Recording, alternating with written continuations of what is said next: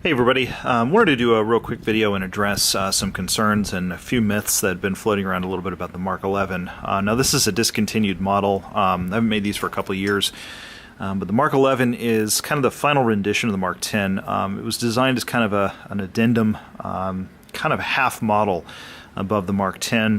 The idea was I wanted to give myself a little more canvas to work with Mokutai, and so I had the Mark 11, which is a straight up frame lock, versus the Mark 10, and it's significantly different on the inside as far as the way the mechanics work, so I gave it its own model designation. But I think maybe 4 of these left the shop. It really is only a handful of them. But there have been a few rumors floating around a little bit about it, and one particular customer who I want to just address directly, who had made some claims about my customer service with regards to repairs of this particular model. Now, I wanted to address the sort of factual issues with regards to the way that the knife is constructed first. There was one claim that was made regarding my frames and that they would crack because the frames are not cut out with a ball-end mill. Well, surprise, surprise, every one of them was cut with a ball-end mill. They kind of look like maybe they're square cut because of the way that it ends on the frame, but believe it or not, it's actually a ball-end mill. You can see the little rolled edges down there at the bottom of that cut for the lock bar relief. That is a ball-end mill cut. Secondly, I've never had a single Mark 11 frame crack. Never been a problem. And if it had been a problem, I'd replace it free of charge.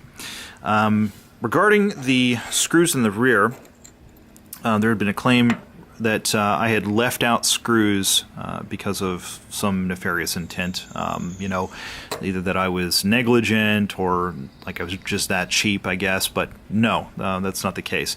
That particular Mark 11 in question that had raised this issue was a Wharncliffe, and so I grabbed a Wharncliffe blade and I put it on here, and you can see what the problem is. If you take a Wharncliffe blade and put it on a Mark 11 or a Mark 10 with 3 screws, you'll actually hit that 3rd screw with the Wharncliffe blade and it will damage the blade. Every Wharncliffe version of the Mark 10 or Mark 11 only ships with 2 screws in the back, but it retains that 3rd screw, which is covered up by the pocket clip, because it is a modular system. I want these to be able to accept whatever kind of blade shape the user so desires, and so I leave the mounting areas there for whatever blade shape we want to put on there. If for some reason down the pipeline you say, I really hate the Wharncliffe blade, I want to put a different blade on it, say a Tonto or a drop point, that blade kind of swoops up a little bit, and the geometry is a little different in the back end, so it doesn't have this issue.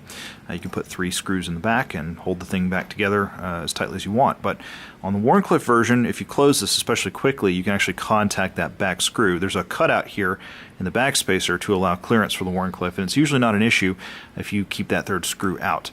If you put that 3rd screw in, you can get tip damage, which incidentally is one of the reasons why that particular knife had been damaged in the first place. Now, regarding that exact knife, and the one you guys, if you've seen that video, you know which one I'm talking about. There was a Mark 11 that had been damaged, had some locking issues, and so the customer who had owned it, I think maybe 4th hand, he basically had decided to send it to a customizer to have it engraved with some pretty obscene things, and was very upsetting to me to see that on my work. I consider that to be highly insulting.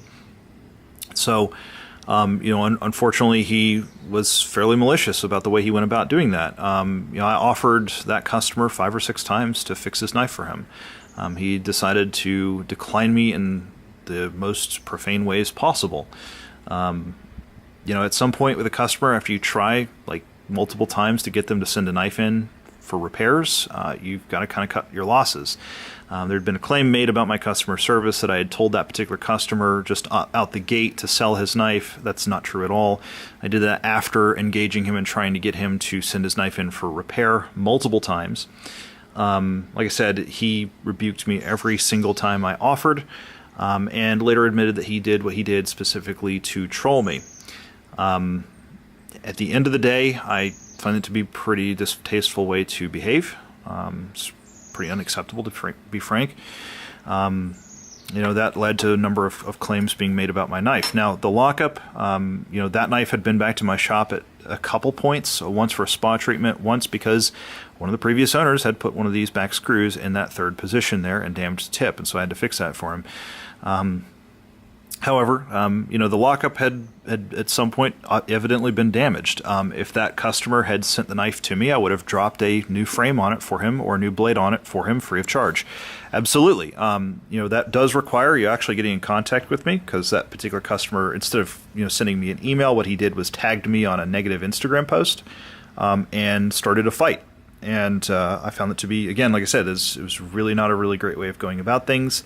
And like I said, after I had offered several times to fix his knife for him on that Instagram post, and suspiciously those posts got deleted, I found out later that he was basically just trying to be a troll.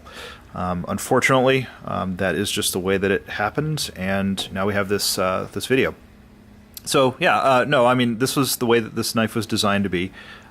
This is mounting hardware here for other blade shapes. If you don't have a taunt or a drop point, don't worry about that third hole. If you've got a Warncliffe, it should only have two pieces back here, or two screws back there. And no, I've never had a Mk11 crack, and that is cut with a ball-end mill. So, I mean, it's never been an issue. Like I said, these knives are pretty darn rare, though, so the likelihood of you encountering one's pretty low, but generally speaking, like I said, if you got a problem with your knife, I'll take care of it for you. www.willmooncustomknives.com, support@willmooncustomknives.com. You're also welcome to message me on Instagram at wmoonknives, or get me on Facebook, facebook.com/willmoonknives. I'm very available, generally speaking, and I will take care of you. Absolutely, and I'll do it free of charge. If it's a warranty issue, that's something that I will take care of it free of charge, up to and including replacing the knife. If it's totally defective, I'll replace the knife for you free of charge. And if you want another Mk11, I'll give you another Mk11. If you want a Banshee, something new production, then we can work with that. But generally speaking, like I said, it was some of the issues are basically non-issues, and then there's also been some claims that are just kind of bogus. I do have to kind of push back on that a little bit, and I think it's definitely warranted to defend myself against that kind of stuff. And unfortunately, that's kind of I think it's one of the more toxic things that happens in the knife world, but it is what it is. Hopefully this clears a few things up, though, and I'll see you guys later. Bye.